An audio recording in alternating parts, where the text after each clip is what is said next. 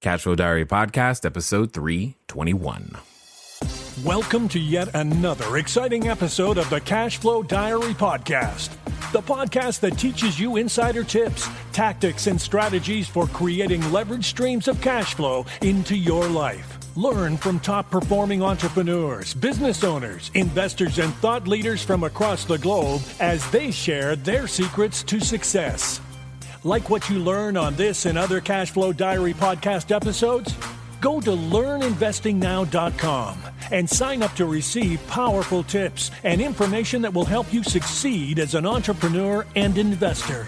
Now, here's your host, investor, entrepreneur, business owner, educator, speaker, author, and master facilitator of Robert Kiyosaki's cash flow game, Jay Massey.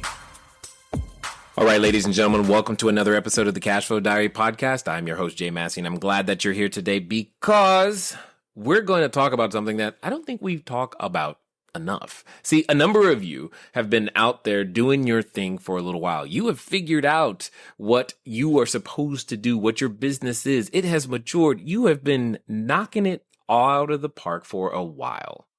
However, while things may be great in the business, you haven't thought beyond the business, or you're not sure how to get beyond the business when it comes to your finances and money, or maybe there's a charity out there, or 2 or 12, that you'd like to contribute to, and you're just trying to figure out how those pieces can fit together. And today I have with me someone who can help you and I do those very things.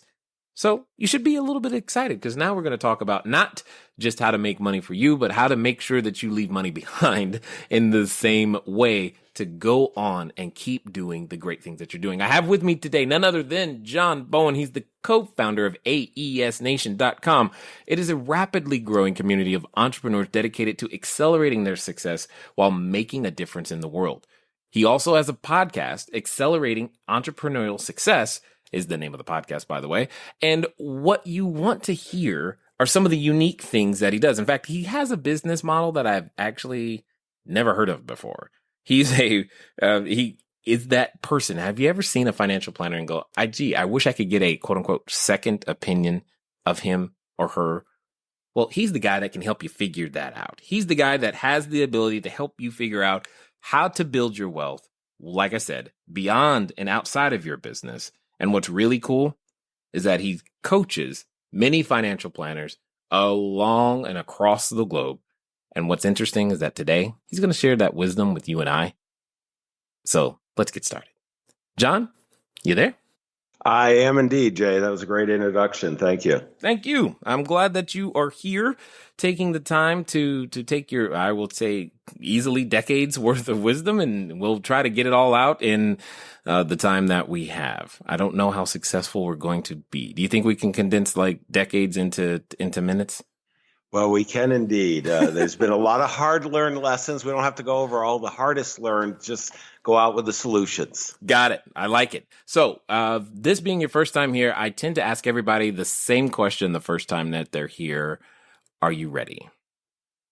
I am very ready to help inspire your listeners to really making an impact for their families and their communities. Excellent. And themselves. Excellent. So I tend to look at today's entrepreneurs, of course, you are one, like yesterday's superheroes. So, you got Superman, you got the Hulk, you got Black Widow, Wonder Woman, etc. And I think entrepreneurs and superheroes have a ton of things in common, chief among them. Occasionally we get dressed up, we put on our capes and tights and masks, and we go out there and we use our special powers to help our customers and provide quality products and services, et cetera, et cetera, et cetera. I also think that just like superheroes, entrepreneurs also have a beginning, meaning before Spider-Man was climbing walls, he was just kind of taking photos and doing his own thing. So my question to you is, before being the lifelong entrepreneur that you've become, before, doing your work in Silicon Valley and working with high profile clients and doing everything that you've been able to get done, even before the podcast, what we want to know is, who is John Bowen? It's a great question, Jay. And it's, his background. I mean, there's there's one moment in my life that really caused all of this, and it was back in my junior year of college. I can still remember it was May 5th, and I got a call from my Wow. dad. Hmm. And up until that point, I had what was a charmed life. I grew up in a small town in upstate New York. My dad and uncle owned a cast iron foundry. They were employing 400 people, pretty much had everything that I could ever imagine at that time. And, life was good. And other than my father kept on giving me the bad jobs, he was kind of grooming me to take over the company in his mind. And whatever the worst job was, and I can still remember in the middle of a winter storm, taking pig iron bars, putting it in a wheelbarrow and wheeling it over to be melted in the cupola, to jackhammering, melting iron on the side. And it progressively got a little better, that I was hoping this summer I was going to get a call from the summer job. I was going to get a call from my dad telling me that I was going to finally get an air-conditioned office job. Kind of a high-level aspiration. And get the call, and my dad says, son, I've got some bad news. The foundry is going to be going under. Your uncle's going to stay and wrap it up. I'm going to be going out and looking for a job, and your mom and I have decided to get a divorce, and you don't have a summer job. And Wow. yeah, I mean, it was just, you take a step back, and I can still see myself, in that moment, Jay. And what came out was, I asked my dad, are you going to be okay? And it was a long pause, and he said, I'm not sure. It was at that point to see, someone who had been, relatively successful. Certainly in our community, we were a very successful family, and then have it blown away in really, overnight. And it didn't need to have happened. Had my father had the right advisors, all his money was in the business, the same with my uncle. And it created an awful lot of turmoil. Had he had the right advisors, the right framing, he could have weathered that storm. And it was at that point I really decided to be a financial advisor. And I wanted to work with people so that would never happen to anyone else, Jay. And that's really what I've dedicated I'm 61 now. I've done that for, my entire professional life, and, keep on making a difference. Interesting. Okay. I like this, because that's almost like true superhero. Everything's going fine, and then tragedy strikes, and you decide to do something about it. I find it interesting that you grew up in a family of entrepreneurs. Did you, other than working for your dad, did you ever work for, another company? Well, I did. I had two large company experiences. One, I worked for IBM in between grad school, and it was a great job because I met my wife of 36 years there, so I always have fond memories of IBM. And I was a pilot in the Navy. But beyond that, I've always started my own businesses. I was just starting a financial one, and also learning as a young man how to do acrobatic flying. And not surprisingly, Navy recruiters hang out there and say, hey, you don't even have to pay for this. We'll pay you to come do it, type thing. Nice. Now, so a number of people oftentimes experience a little bit of trepidation when transitioning from the, we'll say, corporate lifestyle to doing their own thing. Where did your courage come from to be able to make that transition? Yeah, Jay, I think I probably wasn't smart enough to know any different. I had been raised in a family that's what you did. My mother was fairly entrepreneurial as well, and we, I just did that. I did find, it was great training at IBM. It became very clear that I wasn't a corporate guy, and I knew, the benefits. I mean, some of the times that we don't think about this, Jay, is that, I do a lot of research. I've got a bunch of PhDs working with me for our various businesses. And, I look at the population in the U.S., and those come back to what we're talking about here, but, 320 million people, about 120 million households, of which 7 million households have over $1 million of financial assets. And what's interesting in our research is 1 out of 3 of those households are headed by a business owner. Mm. But where it really becomes very interesting when you look at having 5 million of personal wealth now outside of a business, it's 3 out of 4 are business owners. And then when you get to 25 million, it's 9 out of 10. So I've always known, just from the groups that I've met, all throughout my life, that business owners really have tremendous freedom. They have, the freedom for money when they're successful. They have freedom of time. They have the freedom of relationships. They have the freedom of purpose. Now, one of the challenges is we've got to structure our business so that we can accomplish all that. But having seen that and tried some of the core, I've sold a few businesses where I was then CEO of a large business. Mm-hmm. And other than staying through the earnout, and one day I didn't stay. And even, I had, all kind. I was doing investment banking, kind of the high end, private jet, all that kind of stuff. And what you find is, that why that's out there. And one of the greatest beauties that we all have, Jay, and you're doing this too, is we get to, we're not in business for more business. We're in business to build and support the quality of life that we want for ourselves and our enlightened self-interest, but for all stakeholders. We've got to take care of our clients. We've got to deliver tremendous value, our teammates, employees, our partners, any shareholders that we have. But geez, if we do it on purpose, we can really accomplish some amazing things, which includes, building this personal wealth so you can really do, make a difference, not because of greed, but make a difference, for the family that you love, the causes that you care about. Indeed. And this is part and parcel, very close to my heart, because part of the reason, one of the things that, and again, I don't think I've ever shared this, but what happened for me a number of years back was I called myself retiring. I got really bored. I'm like, dude, I got to do something else. And that came out. What came from that was teaching.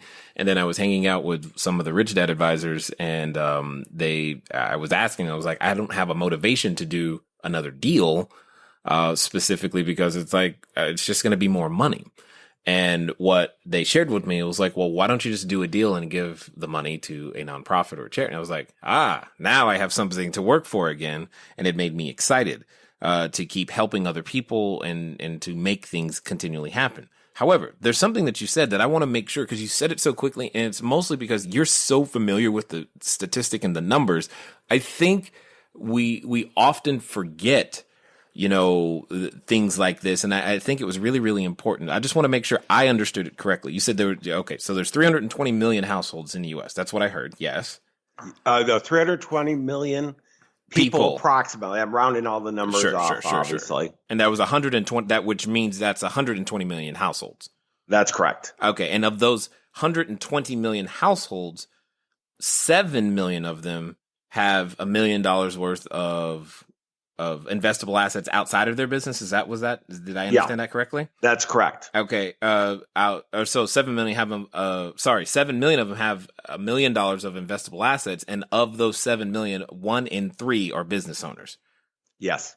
Got it. But when you said, and if I understood you correctly, then when you take that number and increase it to 5 million, 3 out of 4 are business owners. And then when you go to 10 million, it's 9 out of 10. Well, the last one was 25 million. It's 9 out of 10. But Jay, this is when all of us as fellow entrepreneurs, when we see these numbers, we go, wow. And, and when we go to the 25 million above, for the most part, the balance that didn't do it in business inherited it in business. So, right. The surest way to wealth in the U.S. and really around the world is to have an equity stake in a business. Got it. And that's kind of where I was headed, because basically that simply means, when I hear you say that, I translate that into have confidence in an idea that solves a problem for somebody else, and work until you make it or some version of it continue to go out there and happen, which to me would be the essence of equality in some way, because anyone can have an idea. Well, one of the things we talk about a lot today is income inequality. And, yes. It's really interesting because we do a lot of statistical work and so on. Some of the biggest income inequality is among entrepreneurial families. And what do I mean by that? Jay, do you have any brothers or sisters? Plenty of them. Okay, I do as well. Okay. Yes. And what happens, my guess is your family may not be that different than mine, is we've got an extreme wide range of a difference in income and net worth among our family members.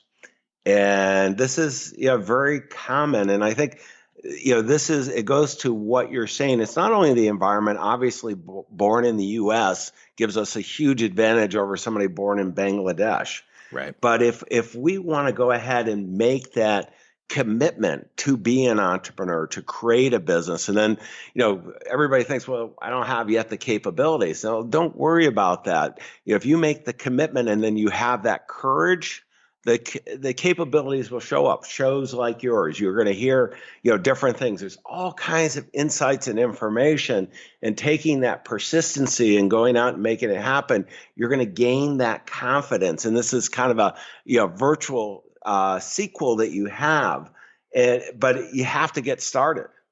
Yeah. Nothing stopped. I mean, nothing's ever going to happen until a sale is made. That's one of the first things that I was trained on was, you gotta do something. You can't just sit around and think about it. Now, there's something that you said earlier that I think was also, again, I don't know if it's common, but I think, from your perspective, you'd be, well qualified to comment on this. You mentioned that if your father and uncle had the correct advisors, they could have weathered, the storm, etc. And you mentioned really quick, you said all his money was in the business. So I guess my question is that common amongst the entrepreneurs either that you work with or entrepreneurs in general? One of the things that once we start having success, we sometimes believe our press releases and our story a little too much. And try not to do that. That's well, and we can keep on investing in our business because it's been a great return.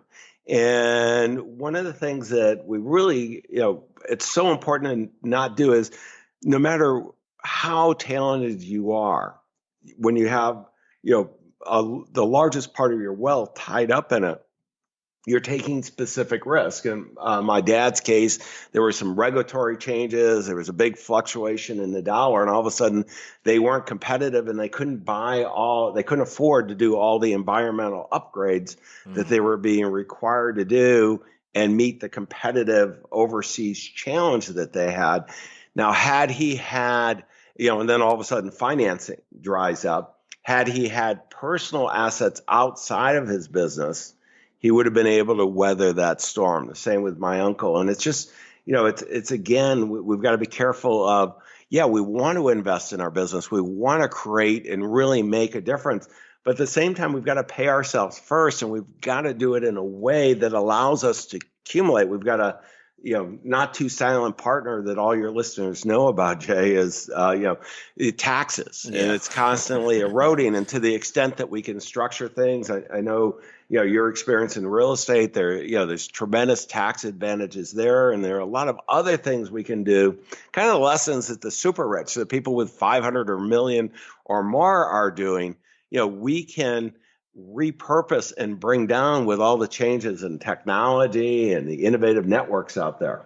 Got it. Absolutely. Now, you bring up two very interesting things, and I'll let you handle them in whatever order you'd like. Is, there's this point, there's got to be an inflection point somewhere and it's like, at what point do I know as the entrepreneur going, okay, now I need to start siphoning something off for myself personally? Is this something I need to do from the beginning? How does that work? And then as a corollary to that, you mentioned that the regulation changes, the dollar did a move in the wrong direction, and financing drying up. All of those things are still risks for us as business owners today. So I feel like these two questions are kind of, connected.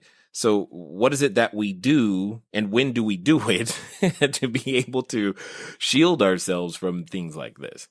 Yeah, no, these are great questions, Jay. And let's take the first one on the personal wealth side. And as we're starting businesses, there's that challenge because it takes, capital to go. Now, the nice thing about business today, you and I are talking over Skype, Yes. And it's a free service. We Yes. both have sophisticated studios that really don't, would have cost maybe $250,000 10 years ago. But I know, for right? today, anywhere from a few $100s to a few $1,000s. It's so, there are many, many businesses that don't require that much capital. They really require a lot of sweat equity, Right. and some technical knowledge. We've got to bring some value.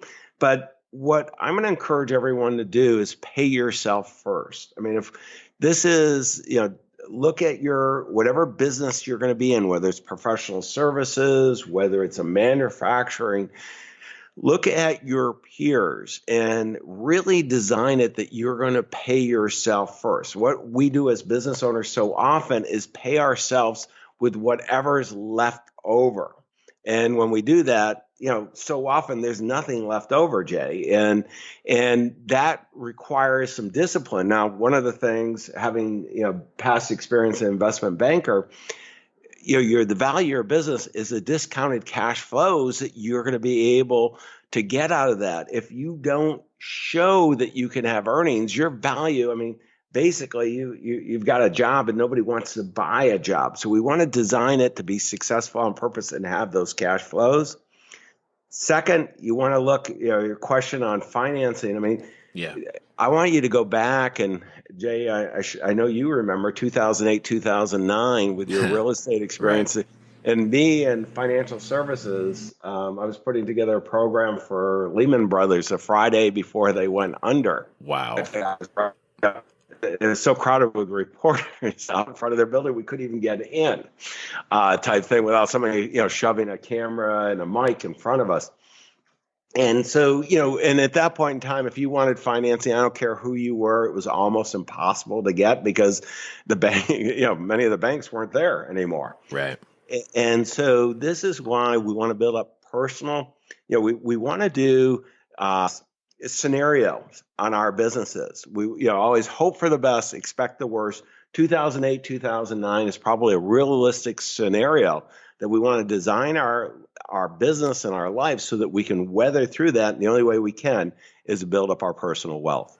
Got it. Now, is there because I know someone's thinking, okay, John, I want to do some of this, but I'm trying to figure it out, especially someone who's maybe trying to get a valuation on their business. They're like, well, how much do I take? How much do I keep? Is there a rule of thumb when it comes to paying myself first? I mean, what would you typically coach someone who's, say, thinking about, they want to take some action on what you're saying, but they don't know exactly what that first step is?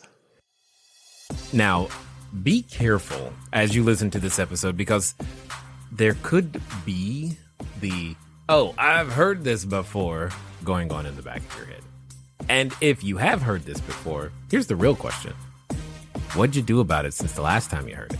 And if you're hearing it again and you haven't done something about it, that's called a clue. So do something. Be prepared to take some measurable action towards seeing change, so that the next time you hear advice like this, it's like, oh yeah, I already did that. And it's more of a checklist.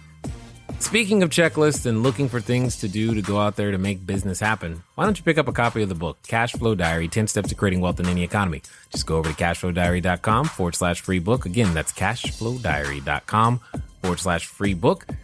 Pick up a copy, read the copy, do what the copy says. Now, let's get back to the rest of the story.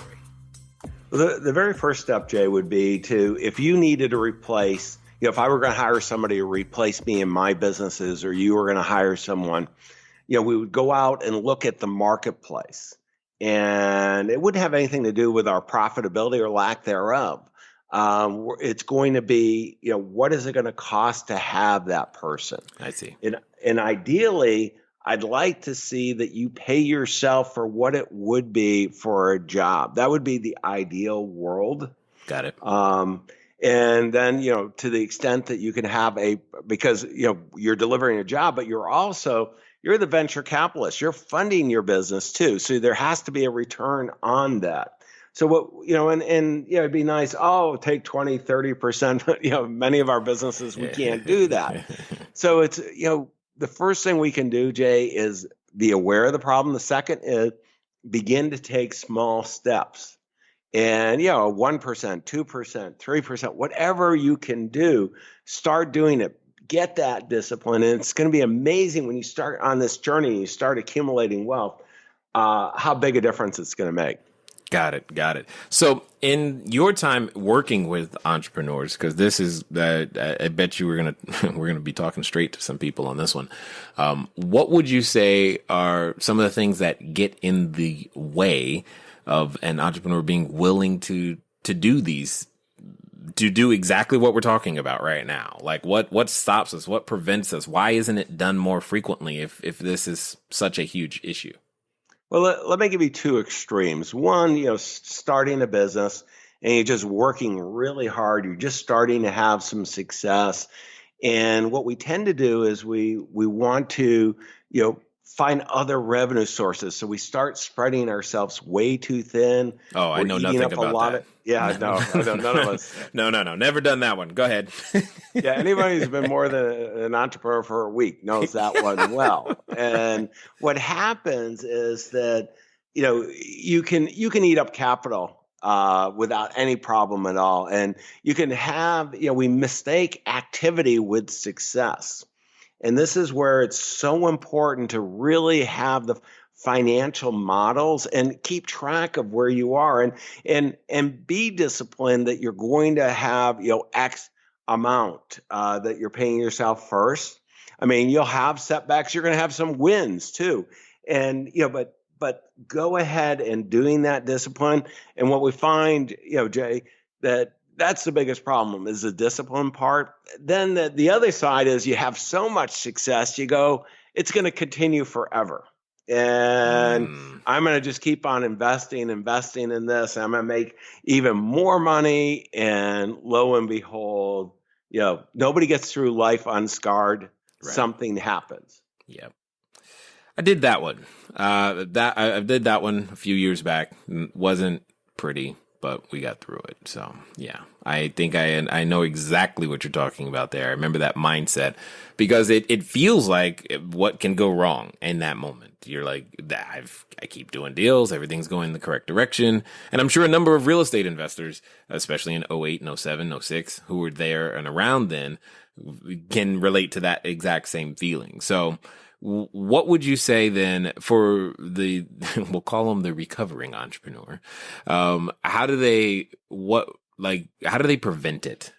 Today, what do they open up an account and just start putting money in there and just go, okay, cool, don't touch it? Is it literally that simple? Well, it's almost, it's a little bit more than that. The very first thing is, I would look at what are the major concerns I have. And, I have the privilege of working with so many entrepreneurs, and I'll make available to your listeners a study of 3,500 fellow business owners. But, okay. We went ahead and really did a survey to understand what were their big concerns. And, this is where we all have company, Jay. Number one, they want to make smart decisions about their money. It's at 93%. Mitigating taxes. It's 95% wanted to do that. I wonder about the other 5%. But, what was interesting, only 23% were taking any action, not only their financial advisor, their accountant, anything proactive, taking care of their heirs was 93%. And, most of them, the majority did have a plan, but their plan was so old and out of date and so many life-changing things. And the tax law has changed tremendously since they set it up. And then also protecting an asset protection plan. This is for lawsuits and divorce. Partnerships break up. Obviously, the more success you have, you're more likely target. Divorces unfortunately happen. And only 15% of the people have a plan. And then, this is where so often business owners, entrepreneurs, get kind of you're greedy. Well, 68% wanted to do something even more to support the charitable causes they care about. So I would look at those concerns, that framing, and then really identify whether, how am I doing on that? And how can I be proactive?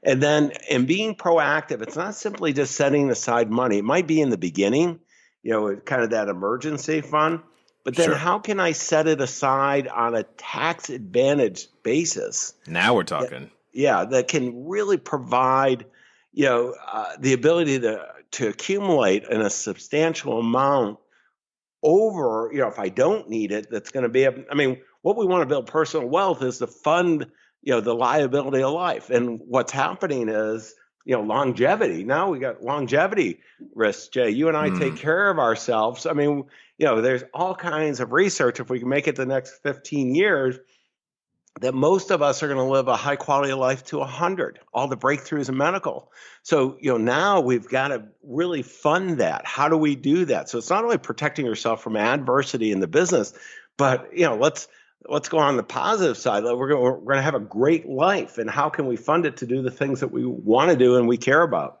Indeed. I can remember back in one of my days before a financial planner, one of the things that inspired me to want to transition to real estate was I was sitting down with a gentleman who was his entire goal when we were putting together a plan for him. He was like, look, I just want to be able to take my wife out for an ice cream and movies. And if I could do that, I would feel great. Because, he's steel worker or electrician. He had worked for a utility company, all these types of things.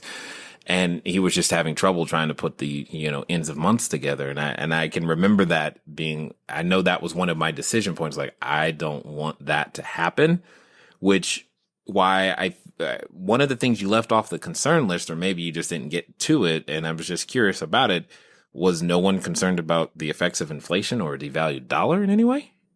Well, it's really the number one concern is making smart decisions about their money. So those are all the things. It's kind of like, the traditional retirement where most people aren't concerned, particularly business owners aren't concerned with retirement because it sounds like you tried to take some time off. When I was 45, I had a major liquidity event. We sold a business, two partners and I, and we did exceptionally well and I didn't need to ever work again. And I tried that. And my wife got tired of me dragging her all over the world doing fun things. And 6 months in, she goes, you should really start another business.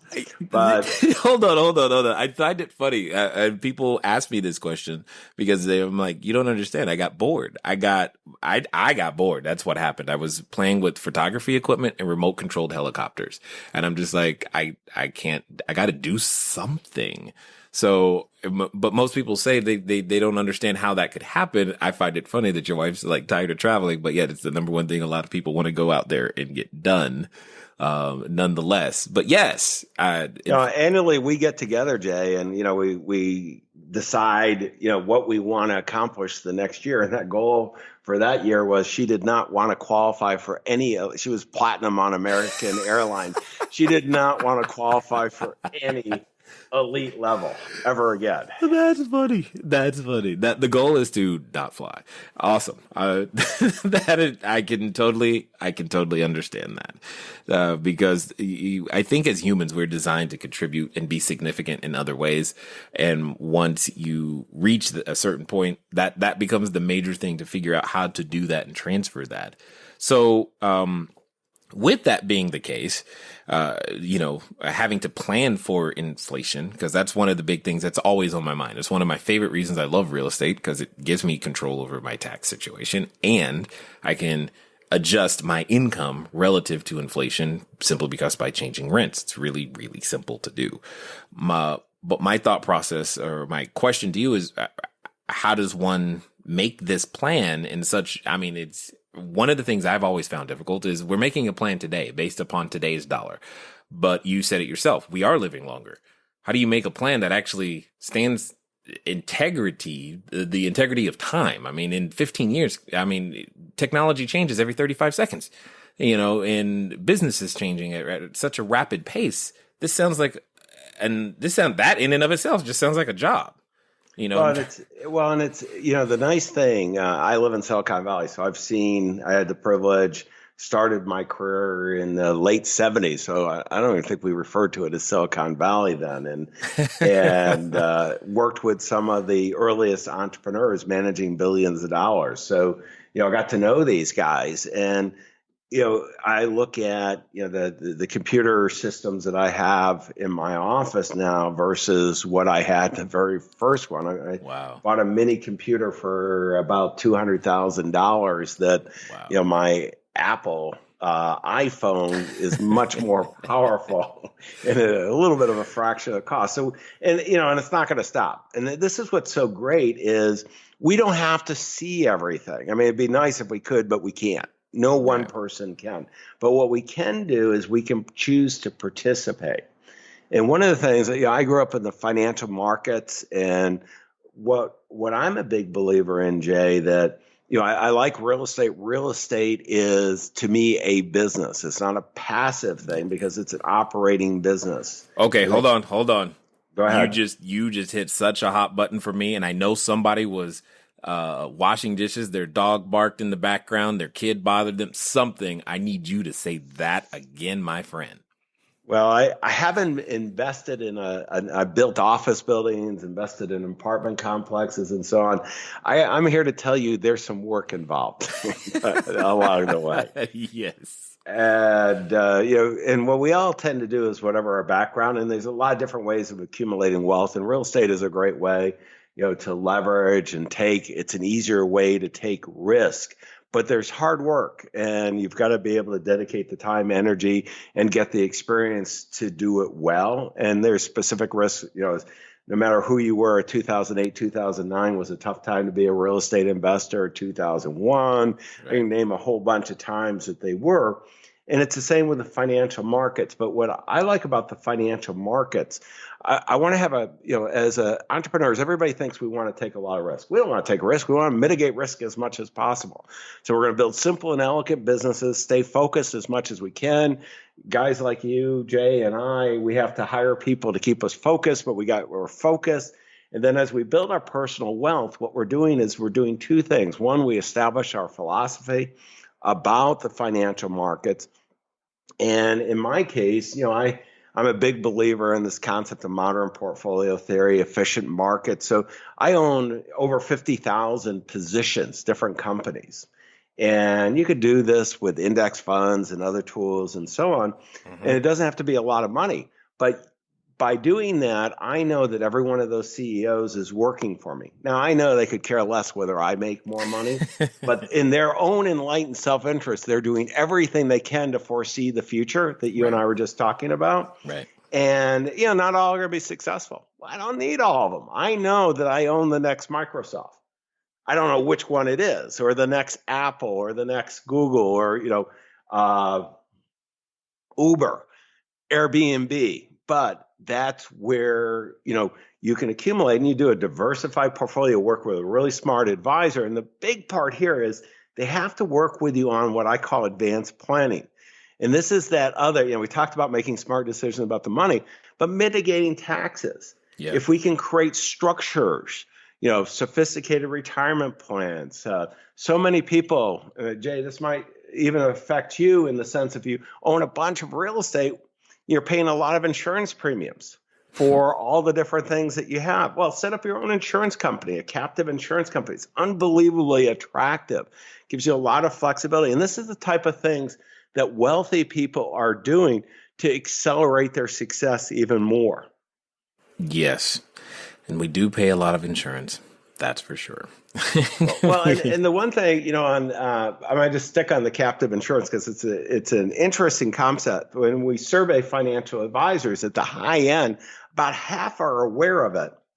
But in a recent survey we did of just over 800 financial advisors, and these are top end advisors, only 13 had ever been involved in helping a single client with this. And this is where the missed opportunity is. I use the term pretenders. There's a lot of pretenders out there, Jay, that, they're not that they want to do anything wrong. That's predators. Here, pretenders are well-intentioned people who just don't know. They don't know what they don't know. And they so quickly tell you, oh, don't do that because there's something there. But you want to work with people that actually know what they're doing, that walk the path before you, have actually made it happen and done well by doing that. Indeed.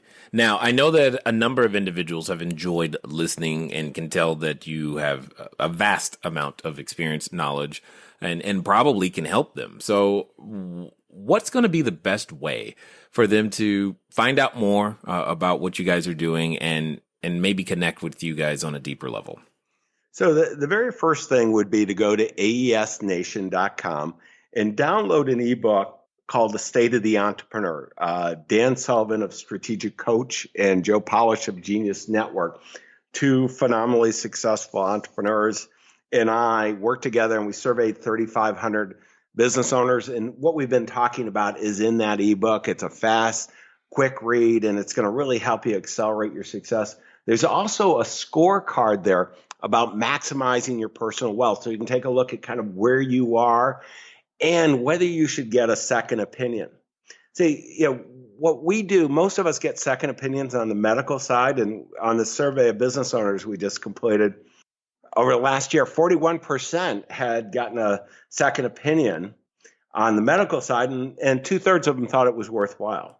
When we asked on the personal financial side, Jay, it was only 11% had gotten a second opinion on any personal financial. 90% said it was worthwhile. When we survey people who have 100 million or more family offices, they do it routinely, and it almost always changes their belief. They'll be able to get access to more talent, to the right structure. So one of the things that we do at AES Nation is we make available second opinions as well for business owners, successful business owners. And I got to tell you, it just makes a big difference in making sure you're going in the right direction and you're working with the right people. Well, and I think it makes a lot of sense. I mean, if a doctor is recommending some high-level surgery that has lots of complications and could have a strong effect on your health, it would only make sense to have that same thing from a financial perspective. And that's one of the things I find unique about what you guys are doing is you bring that to the marketplace as, hey, let's get a second financial opinion, so that you can make sure. I mean, point, counterpoint. Worst case scenario, maybe the second opinion agrees 100%, but at least you have a compared to what, and you're not flying blind or just by a single captain. Well, and I don't want them to go through what our family, my dad, mom went through. There's Right. no need to do that. And by building up that personal wealth, we can take care of the people we love and the cause we care about. Got it. Excellent. Now, as we wind down here, I have a question for you. I think your answer is going to be interesting to me. So let's pretend for a moment that somebody listening, though, is, they're standing in front of the superhero outfit store and they want to get into this game. They have aspirations of doing all the great things that we're talking about. And not only that, but let's say that they actually have the idea. It's been rattling around in their head for a little while. However, as you well know, they're dealing with that voice in the back of their heads, that voice that comes up anytime that we want to step into something bigger than our current place. We want to be great. And for some people, they're actually related to that voice, and that could be a challenge. My question to you would be, what would you say to that person if you knew beyond a shadow of a doubt that right now, today, they would actually take action and complete, and follow through on what it is that you would suggest, and they would do it within the next 24 to 48 hours? What would you say to them? That's a great question, Jay. I've never had that one in all these interviews, conversations, and so on. But I think that if you're not already a business owner and you've been thinking about being an entrepreneur, and there will be no shortage, as you said, Jay, of people telling you, don't take the risk, get a corporate job, the whole track that we're all supposed to do. And oftentimes it's, spouse, significant others, they can't help themselves. They've got that training too. What I would encourage you to do is just do it. And I'm going to break two different ones, if it's okay, Jay. One is read a book. It's an old book. The Wall Street Journal put it in the top 10 small business books ever written. A fellow, Michael Gerber, E-Myth Revisited. Michael's a good friend. He just, I think he just turned 80. I can't remember if it was 80 or 85. I think it was 80. And just really talented, very inspiring, because if you're going to be a business owner, one of the things that we make the mistake a lot of times is we have some technical knowledge. And if by reading E-Myth, it's going to show you kind of the general framing, a very simplistic framing, but business can be simple. So, the idea is that we want to move away. It's simple initially because we're ignorant. Then as we understand things, it gets really complicated. Where wealth is made is when you move to the right side of complexity and make it simple again for those people you're working with, simple and elegant. And he does that well. The second is I would get in a group of other entrepreneurs, ideally ahead of you a little bit, some type of mastermind, group that you're hanging out with. Because when you're drinking friends, your buddies, they're more likely than not going to be entrepreneurs if you aren't.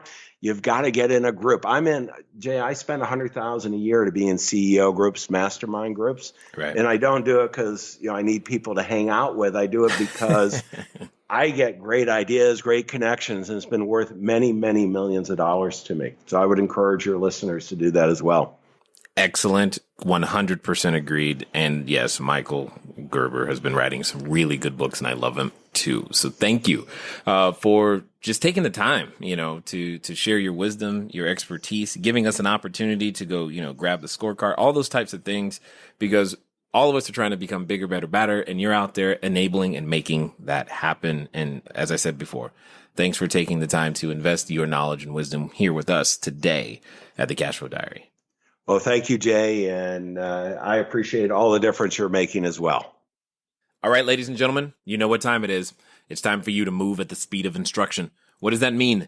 That means you need to go download the scorecard. That means it's time for you to actually take action. It means stop thinking about the estate plan. Do it, because there are so many other things that you want to go out there and do. You got into business for a right reason.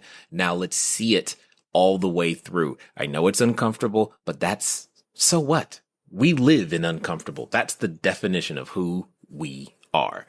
Go out there and make it happen. It's been fun talking to you guys today. I look forward to talking to you soon. Until next time.